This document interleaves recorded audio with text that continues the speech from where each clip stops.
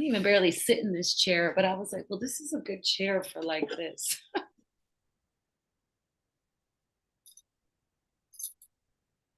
All right, students of A Lady Named Pearl Modeling and Leadership Academy, welcome to another edition of Leading Ladies. Today, I have Leah, a beautiful, special soul that I'm so thankful that I met. She is the founder of Intuitive Adornment.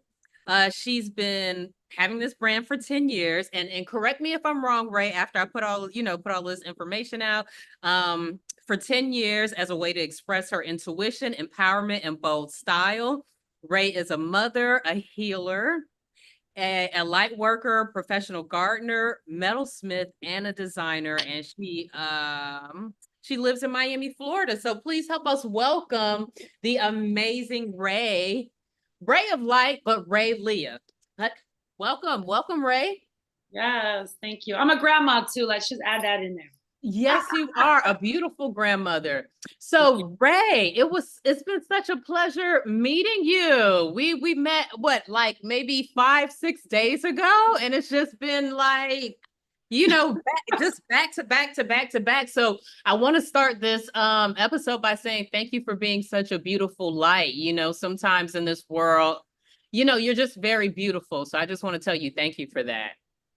Thank you. And back at you. I feel the same. Awesome.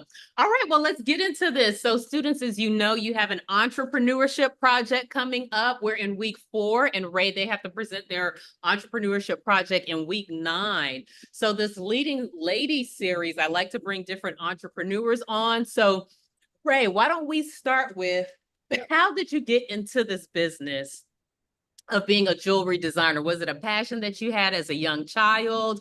Tell us, how did you get into this path? Well, I have been making jewelry as long as I can remember since I was a little girl. I actually, in high school, which I graduated like 1993, so this was back like probably 89 or something. I started like my freshman year, I started doing like just those little glass bead bracelets, necklaces. Like what color do you want? I was hustling them at school. Making Okay. orders and making them, bringing back the next day. This was That's ninth grade. This was ninth grade. I trade that kind of started my jewelry thing. But going back to just the entrepreneur thing, I think I don't know how old I was, maybe 7, and I was painting and selling rocks on my block. Are you were painting rocks and selling them? It was, and I love then it. I love it. I didn't dig it up, but I want to share it with you, and then you could show your students because I don't have it right now. But a few years ago, I found this box at my mom's house of like letters, because we wrote letters. We wrote letters, we mailed letters, in high school, we used to put them under the desk, and the friend come in, and we back and forth. So anyway, I had all this thing of letters. I found this typed, because back then that was a big deal, type something. I must have been like 7th, 6th grade. And it was a full contract I wrote out to help you get healthy. Now, mind you, like it was a fitness, eat healthy workout program. And I had a fee and everything. And it was a contract, and you sign it. And how old were you? When was this? I think like 7th grade. It has the date on it. I forget right now. I was laughing at myself because I guess I don't know, like, yeah, I don't know. But anyway, I look at that now as kind of like coaching. It was like I was trying to be like a personal coach or something at a really young age. And what I take from that, Ray, is that you were into self-development and transformation and all of those internal things at a very young age. Yes. I also started modeling at 12 years old. So I think that's why that was like in my head: fitness, look good, feel good. It was inspired because I was a model, and that was in the late 80s, early 90s. It was big deal. And I think that's what happened there. So anyway, back to the jewelry. So I I've done many other business endeavors as an entrepreneur, including owning a raw food restaurant in Eugene, Oregon in the early 2000s. I had two vegan restaurants in Costa Rica, and I had been doing other businesses as a entrepreneur adult, but I was always doing the jewelry on the side. It was always like my side thing. Um, and I had ups and downs with it, but it was about 2.5 years ago. I moved to Miami from California, and I just put everything else aside. And I was like, I just want to do this and focus on it for now. This one, I really want to take this to the next level. And so that's what I've been doing the last 2.5 years here in Miami. Okay, so tell me what a metalsmith is. Help me out. Like, what is a metalsmith? Is that someone that creates art out of metal? So metalsmith is like silversmithing. It's, we like, okay, a ring like this. You see this right here? Mm-hmm. Well, this was one of the very first pieces I made. It's kind of old, but I do love it. So It's like this was like the band right here. This was just a round, long piece of metal. And, we have to, and, all these pieces, we cut this out with a saw. And then you have to fire the metal in order to make it soft. So then you fire it, then you can mold it and move it. And there's so many steps to something like this to make the bezel around the stone to put the stone in. So metalsmithing basically is working with a torch, a saw, a hammer. I mean, it is a great way to just get out your anxieties. I love metalsmithing because I can be a bit ADHD, and I can work on 5, 6 things at one time if I want to, just on my, on my desk. It's just like, oh, let me put this aside. I'm gonna go back to this. Um, and so yes. I like it. It sounds very engaging, very not welder like, but you get what I'm It saying? is. Like, It's kind of like welder. It's a smaller yeah. version. I want to learn welding actually, but I do want to explain also the progression of my jewelry line. I started off, like I said, with that simple little beading. And then I started macrameing, which I wish I stuck with that because it's so big now. I was macrameing belts and bags, necklaces, all this stuff. Then I was just designing jewelry. I was buying chain by the foot, cutting it, wire wrapping beads, putting pendants. And then it wasn't until like my mid 30s that I actually started metal smithing. And that was really when I was taking it to the next level of my designs, because I could really be like the most unique like that. And to jump forward, I don't currently have a shop right here in Miami. So now I'm designing and having other people. I have a small team and I have people help me make my creations. Okay, I'm glad you mentioned that because I was reading your website and you were talking about it reading your website, Ray took me to a whole better understanding of your jewelry and your brand because what attracted me to it was handcrafted and then the intuitive part of it. So can you talk about what you're putting into the jewelry? Because I felt like if I buy a piece from you, I'm like, you're like almost curating it for me, or it's coming from a safe space that is going to raise my vibration. Okay, so tell us the whole theme behind intuitive adornment because there's a strong message there. Well, first of all, I mean, my jewelry is not just for women, it's for men too. But one thing that I love is that and I've been told this over and over, like I make women feel like goddesses, feel like queens. Like when they put on the jewelry, they feel better. And I love that. It actually creates a feeling. So when I'm making my jewelry, I do everything intentional. I even like sage it and cleanse it. My crystals, all my gemstones and crystals, I only purchase through mostly from that country, someone from that country. I have a gem cutter in India. I just love him. And he cuts all my stones for me. And so all of my stones I make sure are authentic.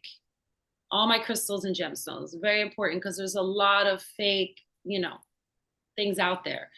Um, but yes, I put love, intention into every piece, blessings, of course, There was a few times where I was like, oh, I don't want to do this anymore. And like every time I had that thought and said it to someone, they're like, oh no, you don't even know how I feel when I put the jewelry on. And I'm like, okay, that reminds me and brings me back to, you know, part of my why, and part of it's not just vanity. Let's just put it that way.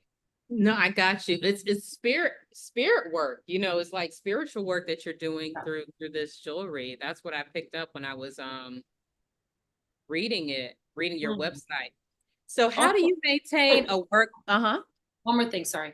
Mhm. Also educating the people also on the gemstones and what it's good for and the healing properties. Oh, All of yeah. that is part of it also, yes. Yes, no, because when I came into your beautiful home, I saw all of these crystals to the right, as we were walking out. And yeah, in terms of education, I don't have much education on crystals, but I do know that crystals are supposed to, balance. There's different things that crystals do. So yes, to your point of bringing in that education. So what are some of your strategies you've been using since you've been to Miami to grow your business? Because, as entrepreneurs, in order for us to survive and continue to reinvest in our business, we have to make sure that we're either breaking even or making a profit. So what strategies have you been using to grow your business since you've been in Miami? And what strategies do you plan to use? So I would say, well, I do a lot of pop-ups. Okay, so currently I'm working on leveling up my online presence. By the way, that's my gorgeous daughter-in-law who lives in Costa Rica, and she's right now working for me. She's part of my team, and she made that video for me. She's also a model, but she's helping me with my Instagram right now. Um, so I'm working on that part. But the part that I really have locked in and that I'm really good, this is the part I'm not good at, the online stuff. But the part that I'm really good at um, is the community outreach. I get out there. I get out there, I talk to everyone, and I do pop-ups. So doing pop-ups, I'm now able to have a really beautiful customer base out of here, out of Miami. But obviously, so many people come from all over the world. So I'm able to connect with people from all over. They're buying my jewelry, taking my cards, so later they can buy on the website. Um, so I say, like, I go to networking events, very, very important. And just to use for an example of networking, Pearl recently was at a networking event and met, and I'm talking to the people right now, and met my good friend Mahala. Mahala and I are big networkers. We love to go to networking events and just get out to the people. And so they met, and the next day she called me up. And Mahala's like, "You need to meet my friend. You like." We need to get together, and like so quick we just made a meeting, we got together, and now we made this happen. Like this is all in 1 week. So networking, that's my, yeah, right there. And yeah. Yes, I have to piggyback. It is all in 1 week, but it feels like we're sisters. We're sisters. We're done. Yeah. So you all that are tuning in, welcome to Leading Ladies. I have the amazing Ray of Light on. Brittany, I see you. Thank you for chiming in. If you have any questions for Ray, go ahead and put them in the chat. Go ahead and put your names in the chat so that I can give you a shout out. But Brittany, if you have any questions, go ahead and put it in the chat for us. Intuition. That was something that we had discussed, Ray, while I was hanging out with you. And Mm-hmm. I think intuition is something that's very important. Actually, Steve Jobs, let me see if I can find it really quickly. Steve Jobs has one of the best quotes on intuition. Um, so what is intuition to you? Well, intuition is, well, sometimes things just come to you. They just, you have a lot of time, mostly I'll get a feeling in my gut or in my heart. That's when I know it's intuition, when it comes from one of those two places, really. Yeah, so Steve Jobs says, have the courage to follow your heart and your intuition. They somehow already know what you truly want to become. Everything else is secondary. So the reason why I'm bringing up intuition is because in our book Pearls of Wisdom for teenage girls as well as Pearls of Wisdom for women, students, this week you have chapter 3 that you're doing, and I believe it is on intuition and understanding intuition. So Ray, you've done a lot of amazing things in your life, and you've been saying that, you know, it's off of intuition, off of gut. A lot of people in this world may not have the courage to follow their intuition. And the reason why I want to bring this up, because I think it's very important for the girls and the women that are listening, that, you Mhm. know, if something is tugging at you, if your spirit is telling you something, not to be afraid to explore that. So what has given you the courage to kind of step out on intuition? Have you always been obedient to your intuition? Has it been something that you've developed? Um, I, I guess I've always been like that for sure. And there's definitely times where maybe people are like, what is she doing? What? But it usually always comes together and makes sense. That's why people like started leaving me alone, like maybe in my 30s. Before that, I was like, what are you doing? Why are you doing that? And I was like, okay, she's doing something. Something's gonna come out of this. Um, I think I would also add that it does take a lot of like being brave, believing in yourself, believing in a higher power, um, knowing that it's more than and bigger than just a thought. It's actually what really is and is or is to be. Mhm. Um, Wow. you know. Yeah, I felt that. I hear you. It's almost like when you said that, what you were telling me, it's already written. You just have to embrace it, Mm-hmm. you know, like it is and what is to be. So embrace it, you know. And I Mm-hmm. feel like also intuition is your inner compass, because we're here on this earth with our creator, and that's how our creator communicates to us. Mm-hmm. Intuition, students, is how I started this school. I left a 6-figure job, and as Ray said, people are looking at you like you're crazy. But I was like, everything in my spirit is telling me to go and be an entrepreneur. And I didn't see everything, but I just started taking steps. And as you take steps, things are revealed to you. So, you know, it starts as a hunch or a gut feeling, and then you move towards that. So even with intuition, when you step out on faith and people are looking at you, sometimes everything may not go right, right? You're like, wait a minute, God, creator, I thought you told me to start this business, and right now I am almost, you know, bankrupt. So can you share an example of a failure or setback you experienced and how you dealt with it? Because, you know, Yeah. those things are going to happen. So for me, I never look at failure as a setback. It's a learning experience. I'm big on that. I am that friend, that mom, that will tell you that will, you know, sit with you and guide you through that one, because there's always a valuable learning experience through failure. And if you can find the gem in that, you will feel a lot better about the situation, a lot better about yourself. Um, I have an example, something that just came to mind. So about 2 years ago, yeah, it was 2 years ago. I did the market in Coconut Grove here in Miami. And it was just like so hot and dusty and so slow. I was barely selling anything. I was so frustrated because there's so much work to do, the pop-up, setting up, taking down, just the whole thing. And this woman walked into my booth and she just started talking to me. She's a very interesting, intriguing woman.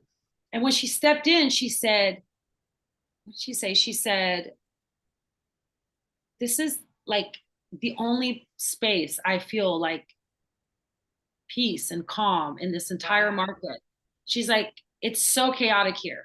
And I just feel good right here. And so it ends up that she owns a healing center and boutique. And guess what happened that from that day forward? She's been carrying my jewelry. Okay, yes. You networked and you connected. Yes. It seems like oh wait, let me tell you this one. Okay. So I hadn't experienced the same thing the other day. I hurt my back, so I hadn't done pop-ups in like a month and a half. And I didn't tell anybody. I just showed up to my farmer's market. And it was so slow and it was so hot. And I was just like, oh my gosh, why am I here? It was just like, I just felt. And then all of a sudden, Kiki from the Real Housewives of Miami, yes, came rolling into my booth and bought something. And for me, and then, we exchanged contacts. We talked about future styling because I'm also a stylist. I can full style or just style jewelry. That's more what I like to do. We had a conversation about that. And I felt so good. I felt that I was like, I'm happy with just that. If this is all my day is, I'll take it.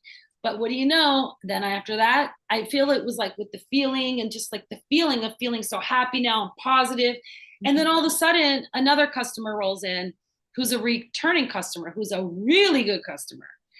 And she bought a bunch of stuff and made my day. So, you never really know like how things are, it's like it can look this way and all of a sudden turn that way. And so, yes, absolutely. Absolutely. I hear you on that. But look for the good little experience. Like look for when it feels wrong, just look for where is the right. There's something in this. There's a lesson in this.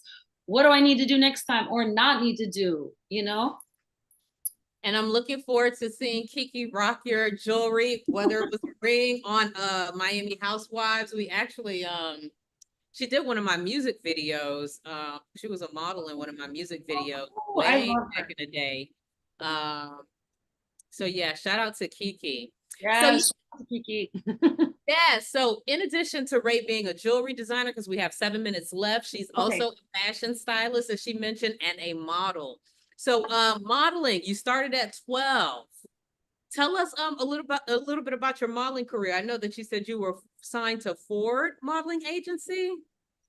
Yes, I joined this. It was called Supermodel of the World competition at the mall. It was just like my auntie had told me about it, and I went there, and I ended up getting chosen, and then I ended up tying first runner up, and that started my career. And then I ended up leaving Ford, going with women who at the time Kate Moss was just blowing up with. It was a very small boutique agency. It was very special. I came over to Miami. I was with Paige Parks. This is in the 90s, guys, okay? Early 90s or mid 90s. Then I switched over to Next. And wow, you had some, you were with the top of the top of the top of the tippity top. Go ahead, I'm listening. And I'm making a comeback now. I know that's right. With Pearl, I'm going to be right there with her because, yes, we'll be doing it together. Now we're making a comeback because now it's all inclusive. And I don't know if you guys can see, I have a lot of silver hair. They love that now. It's fashionable. But oh yeah, I did want to add something too. The modeling. So I started making really good money, and the money was like even bigger back then. And I was making really good money in high school. So that's what set me on my entrepreneur path. Got you. Okay. I couldn't go back to minimum wage after that. I could not. I didn't want to work for other people. I was too much of a rebel. Not that I can't. But I work great with people. I just didn't want to. and that explains my journey too, because after I went on tour as a model, I got my MBA, but then I couldn't sit still. You get what I'm saying? Yeah. It's just, you Yeah. want to, yes, yes, absolutely. So what has been the highlight of your modeling career? What was the high? No, it's not over yet. The highlight is the comeback, right? The highlight is the comeback. It's true. Um, well, I did a shoot with Lenny Kravitz. That was kind of cool. On the cover of a magazine, and actually it was a Haitian owned magazine by in the 90s. It was a small magazine out of Miami. Sexy. Yes, it was called Cream and Sugar. That was one of my favorites, and I did some other cool stuff, magazines, covers, and out of the country. And I was in like Vogue, Elle, Cosmo, all those things. Yes. But then I left the modeling career at 24 and I turned more into, I'm also a photographer. I shot a lot of the content on my Instagram. So I was like, I don't want to be the model, I want to be the designer. But now getting back into modeling, it's way more natural. I love it now. I hated it then. And it's super cool now. Like I can't stand taking pictures on the phone, but put me behind a professional photographer and it's a wrap. So speaking of photography, if any models, watching this want to test shoot with you, is that something that's a Yes, possibility? Okay, completely. Um, Check out my page, girls. I'm always looking for models to do shoots with. And sometimes there's runway shows also. And yeah, hit me up, DM me on my Instagram or through Pearl, get my contact. absolutely. So how do you, so we're going to go into the fashion styling hat now. How do you prepare for a shoot? And I want you to, I guess, include from a model's perspective, because some of these girls that are on the call, they're new to the industry. They may not have a budget to hire a stylist, but they may want to style their own shoot. What Okay. tips would you give them to style their own shoot? Um, yeah, Well, first thing that came to my mind is you probably have that friend with that wardrobe. I would hit up my friend's wardrobes or my friend that always has the greatest outfits together and say, help me. And I mean, you don't even need to do that. You can look in your own closet. It could be so simple. It could be jeans, a t-shirt, it could be a bathing suit. You could make it really funky. You don't really need, I mean, of course, a professional, you want a stylist, but you don't need a stylist. Like if you're trying to budget, if you do makeup good or your friend does makeup, I love creative collaborations. So for me, there's been a lot of time in my life where I don't have the budget to pay everybody. So I like to call it a creative collaboration where, one person gives, everybody gives something, you get your makeup artist friend, your styly friend, or okay, wait, I'm jumping around, but I do want to say this before we're done, is that when you asked me the question before, what steps I'm taking to get myself out there as a brand, that is the one really great step that's been happening right now is I have gotten my jewelry in the hands of some really awesome, amazing stylists out of Miami. And now I'm getting hit up a lot. Um, uh, I'm in Fort Lauderdale magazine right now. My jewelry, I didn't actually style it, but my stylist friend took the jewelry. I just did an opening show at Swim Week at Paraiso in South Beach, and I've been getting like a lot of Bob Marley's granddaughter, Stephen Marley's daughter, Shasa Payne Marley.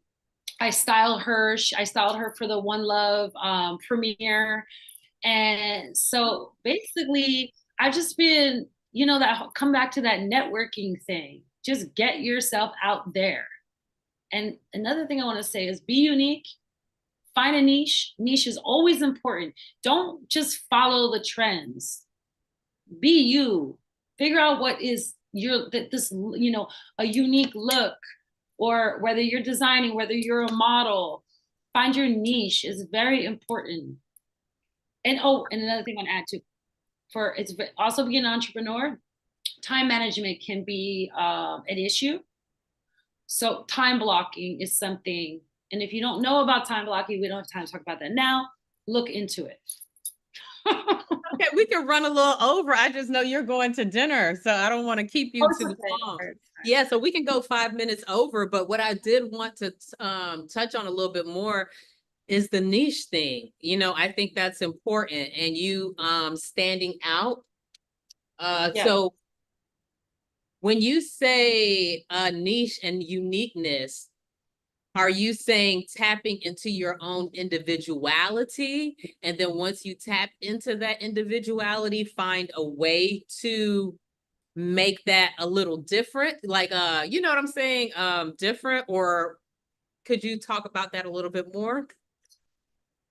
Well, for me and my jewelry line, people often say I'm different. I stand out. There's so many jewelry designers and resellers in Miami. It's good to follow trends, but that's what most people are doing. Mm-hmm. So I tend to Yeah. pay attention to the trends, but I'm a creative. Like I come up with my own stuff. I set trends. You could be a trend setter.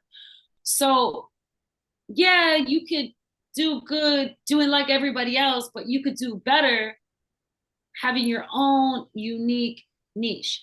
And it could be something small, it could be something big. Like I do follow trends, but then I also just do some weird stuff that nobody else really, people aren't used to. And they're like, Mm-hmm. whoa, okay, this is cool. This isn't my usual. This is what I'm thinking, and actually helps the people. But it is really like, your niche doesn't have to be like just totally different, unique. It's just very important to know what it is, because in having your own business, your own brand, and being an entrepreneur, it can get a little scattered. So you need to hone in whatever business it is you're doing, hone in on like one avenue of that, or not like here, here, and here, and here. It'll confuse the people Mm-hmm. actually, also. Yeah, it's better. Yeah. No, I understand 100% what you're saying. All right, Ray. Well, I want to thank you so much for coming on, Ray. So if anybody wants to get in contact with you, how would they do that? I know you said earlier DMing you on Instagram. Yes, it's And intuitive underscore adornment is my Instagram. And then if I can type in it, will you type that? yeah. I'm gonna pull it up really quickly so that even if you are not a student of our academy, you can follow Ray And because if people you are watch this video. Uh-huh. Also, if you are a student, feel free to get my phone number. That's fine. I'm fine with text me, call me. Yeah. Any Okay. questions, I'm always down to be there for the youth. And any way I can help, guide, inspire, it's my honor. I would love that. No, thank you so much, Ray. So you all that are watching, Free of charge, free of charge. thank you. We appreciate you. We appreciate you. For everyone that's watching, here is intuitive underscore adornment. Make sure that you follow Ray.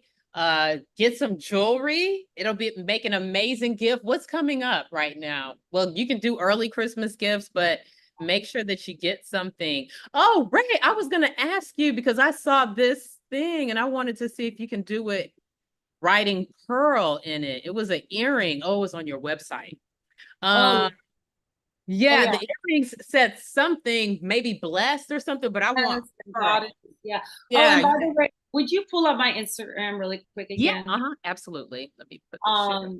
So the model on the top, the first and third picture, that is my son, and he's a model. Yes. The other picture of him with the girl, that was for the Vogue website. That's Photo Vogue, and he was actually on the Vogue website. He's 17 there. He just turned 18. Um, I mean, I wasn't there, the shirt off, whatever. He's a boy, I guess. Okay, but Anyway, girl, you're all right. He's all right. He's okay. So yes, her son is in New York, I'm modeling. a model mom now. Yeah. Yes, model mom. Like, is it not? Is it Kathy Ireland? Not Kathy Ireland. Who has her daughter in the modeling industry? And she's doing really well. Ah, I can't remember. But why don't you close us out with something, Ray? Close us out with a pearl of wisdom before you go. You've given us so many. Well, I will leave it with you never well, first of all, be brave, be fearless. Mm, That's what's got me through. You never know what's on the other side if you're not willing to take that step towards it. So yeah, it just comes back to just having that bravery, stepping into that. And, the unknown can be scary, but usually when you get there, you're like, wow, that wasn't so bad at all. That was kind of mm, easy, actually. So, mm. Thank you so much, Ray. Leah of Ray of Light. You all make sure you follow her. Thank you for tuning in, you all, to another edition of Leading Ladies. And Ray, thank you so much for being our guest.